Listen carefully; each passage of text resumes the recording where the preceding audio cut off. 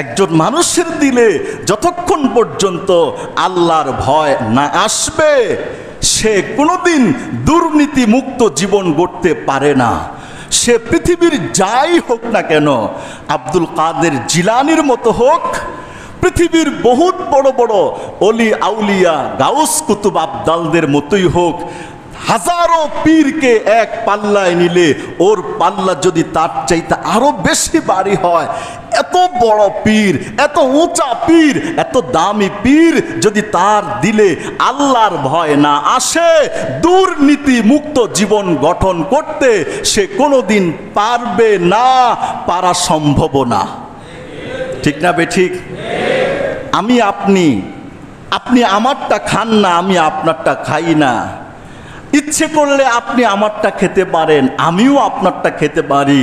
আমারও যথেষ্ট সুযোগ আছে, আপনারও আছে। আপনি খান না কেন? চিন্তা করেন, আজকে 1 টাকা খাবো, এই 1 টাকার হিসাব দিতে দিতে তো মৃত্যু কিয়ামতের দিন জাহান্নামে চলে যেতে হবে। বান্দার 1 টাকার হিসাব তো আমি দিতে পারবো না। ও যদি আল্লাহর কাছে ফরিয়াদ করে, আল্লাহ আমার মুসিবতের দিনে আজকে আমি কারোর সাথে বিন্দু পরিমাণ সমতা করব না, বলে বাবা না, বাবার সাথেও না, মা, মার সাথে প্রশ্নই আসে না, বিবি আরো আগেই তার সাথে কম্পেয়ার করার কোনো সুযোগ নাই। আরে ছেলে মেয়ে ওদেরকে তো আমি চিনিই না। আয় আল্লাহ, যার কাছ থেকে 1 টাকাও পাবো, ওই 1 টাকার হক দেওয়ার আগ পর্যন্ত আমি তাকে সামনের দিকে 1 পা অগ্রসর হওয়ার সুযোগ দিব না। ঠিক না বেঠিক? কথা বলেন না।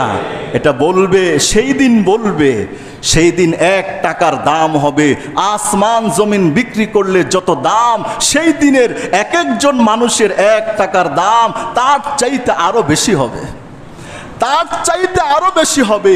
1 টাকার দাম, 1 পয়সার দাম, 100 টাকার দাম, 10 টাকার দাম। কি হিসাব দিবেন? কিভাবে দিব? আপনি ইচ্ছে করলে খেতে পারেন, খান না কেন? ওই জবাবদিহিতার ভয় আছে। আমি ইচ্ছা করলেও খেতে পারি, খাই না কেন?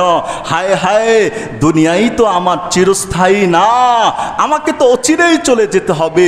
ওই হিসাব দেওয়া তো কবর থেকে শুরু হবে। হিসাব দিব কিভাবে?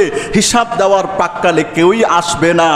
আমার স্থানীয় কেউ আসবে না, কাছের কেউ আসবে না, দূরের কেউ আসবে না। সারা জীবন যার স্লোগান দিয়েছি ও আসবে না, ওদের কেউ আসবে না, না ছোট আসবে না বড় আসবে, কেউই আসবে না।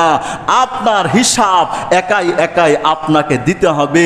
হায় হায়, ওই দিনের হিসাব তো একা দিতে পারবো না। তাহলে আমি কেন আরেকজন মানুষের সাথে দুর্নীতি করব? আরেকজন মানুষের সাথে বাটপারি করব? আরেকজন মানুষের সাথে আমি ছিনতাই, রাহাজানি, লুটপাট, লুটতরাজ, ডাকাতি করব কেন? এই মানুষের দিলে রব্বুল আলামিনের ভয় এসেছে, কবরের ভয় এসেছে, কিয়ামতের দিনের ভয় এসেছে, জবাবদিহিতার ভয় এসেছে। এজন্য মারার শক্তি থাকা সত্ত্বেও, দুর্নীতির শক্তি থাকা সত্ত্বেও সে দুর্নীতি করছে না। ঠিকটা বেটি কথা বলেন। আর যদি কারো আল্লাহর ভয় নাই, কবরের ভয় নাই, আখিরাতের ভয় নাই, হিসাবের দিনের ভয় নাই, ও কি করবে? ও নিজেরটাকে বলবে এটা আমার, পরেরটাকে বলবে গনিমতের মাল। কথা বলে না কে? নিজেরটাকে বলবে এটা আমার, পরেরটাকে বলবে এটা গনিমতের মাল। আমারটা খাওয়া যেমন হালাল, পরেরটা খাওয়াও তেমন হালাল। দুনিয়াতে যে যারটা মেরে খেতে পারে সেই তো চালাক। ওর কবরের হিসাবের কথাই জেহেনে নেই।